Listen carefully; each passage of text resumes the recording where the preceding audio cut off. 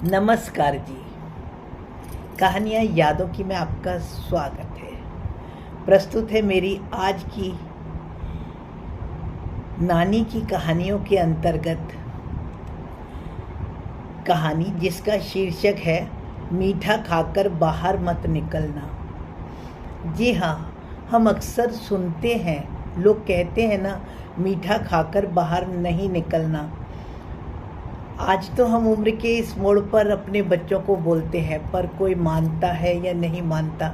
लेकिन तब जब हम भी बच्चे थे, हमारी नानी और हमारी माताजी जब हमको कहती थी तो हमारे मन में भी वैसे ही तर्क वितर्क संशय होता था, जिसको दूर करने के लिए हमारी नानी एक घटना का जिक्र करती थी। बहुत समय पहले की बात है, वह शायद 60 का ही दशक रहा होगा। उस समय में हमारी माताजी का विवाह के उपरांत वह दिल्ली में ही थी और जमुना पार करके उनकी माताजी का घर था, मेरी नानी का घर था। तो वह जब जाती थी तो एक बार उनको वहाँ पर जाना हुआ नानी के घर। तो मेरे मम्मी जब घर से निकली, नानी ने ही बताया है, तो घर से निकलने के बाद उन्होंने, क्योंकि बहुत कम तब निकलना होता था, तो उन्होंने रास्ते में हमारे पिताजी के साथ में बहुत कुछ खाया, जैसे हम लोग अब भी खा लेते हैं। तब उन्होंने बाहर सड़क पर खड़े होकर के जलेबी और टिक्की, जो भी कुछ वो मिलता होगा वो उन्होंने खाया और खा कर के वह चले गए। तो जब वह जमुना पार शाहदरा में नानी के घर पहुंची तो वह समय ऐसा था कि सबको, जब कोई भी बेटी आती थी तो वह सबके घर का ही हिस्सा होती थी।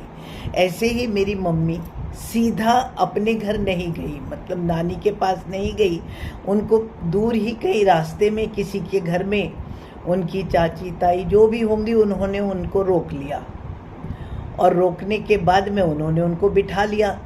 अब वे वहाँ पर चाय पानी कुछ पी ही रही थी कि मेरी नानी उस घर में भागी भागी आई और उन्होंने बोला, तू आई हुई है?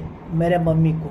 मेरे मम्मी ने कहा, हाँ मैं आई हुई हूँ, अभी घर आती हूँ, ये तो इन चाची जी ने बिठा लिया। नानी ने बदहवास हालत में बोला, अभी यहाँ से निकल और भाग लो तुम दोनों, उल्टे चलो, मैं भी तुम्हारे साथ ही चलती हूँ, कुछ भी ले लो, तांगा ले लो, रिक्शा ले लो, पहले यहाँ से निकल लो। मम्मी बहुत हैरान थी कि भाई चलो, जब नानी ऐसा कह रही है, और वो भी उनके साथ बैठ गई कि ऐसा क्या हुआ। तब नानी ने रास्ते में मम्मी से पूछा, तुमने क्या खाया है बाहर?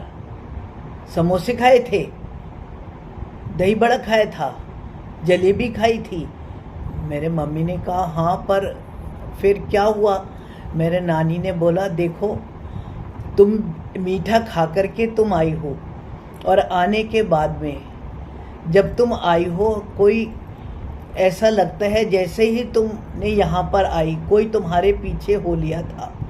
मतलब मेरा मम्मी समझी थी या नहीं समझी थी, उन्होंने बोला कि हम घर पर, हमारे घर के सामने जहाँ पर मम्मी का घर था, उस घर के सामने भी एक नई बहू थी, वो अपना बाल बना रही थी, खिड़की पर खड़ी होगी, सुगंध वगैरह होगी, जैसे कि पहले के लोग बोलते थे कि सुगंध इतना ज़्यादा इसे नहीं लगाना चाहिए। तो वो ऐसे ही खड़ी होगी तो कोई आत्मा या जो भी हुआ वो उनके पास में आ गई और आते ही उन्होंने शोर मचाना शुरू कर दिया, मेरी मम्मी का नाम ले ले करके। जब सब लोग पूछ रहे थे कि मैं तो उनके साथ आई हूँ, उन्होंने जब खाया था मैं तो वहाँ से साथ आ गई थी। वो औरत ऐसा बोल रही थी तो मेरी नानी हैरान हो रही थी कि ऐसा कैसे हो सकता है, मेरी बेटी तो आई ही नहीं है। पर जब उन्होंने नीचे मेरे मम्मी को देखा तो एकदम वो भाग करके उनको ले गई वहाँ से। तो फिर उसके बाद में मेरे नानी ने मम्मी को बोला था कि अब तुम, जब तक मैं ना कहूँ तुम यहाँ पर मत आना, भले ही कोई तीज हो, त्योहार हो। और इस बात में सच्चाई क्या है वो तो नानी ही बतलाती है कि उनको बाद में वह वाला घर, क्योंकि मम्मी कभी कभार, जब एक बार पता चला, उन्होंने बहुत ओझा बुलवाए, कुछ भी बुलवा करके उनको ठीक करवाने के लिए पूजा पाठ करवाए होंगे, लेकिन वह ठीक तो हो गई थी। पर मेरी मम्मी बता रही थी कि एक बार मैं गई तो वो बार बार मुझे देखने के लिए आ रही थी, तो डर के मारे फिर मेरी मम्मी वहाँ पर नहीं रुकी और मेरे नानी को वह वाला घर बेचना ही पड़ा और वह बेच करके उन्होंने दूसरी जगह घर लिया।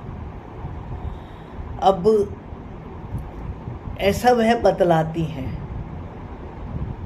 मैं कोई भी ऐसा अंधविश्वास फैलाने के तात्पर्य से नहीं कह रही, पर क्योंकि मैंने भी तर्क में पूछा था और जो मुझे पता पड़ा वो मैं आपके सामने बतला रही हूँ।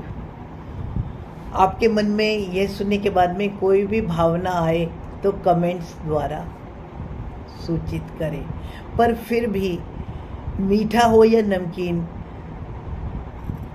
कुछ भी खा करके बाहर निकलने की आवश्यकता क्या है? हाथ धो लो, कुल्ला कर लो, नहीं हाइजीन तौर से भी वही सही रहता है। धन्यवाद जी।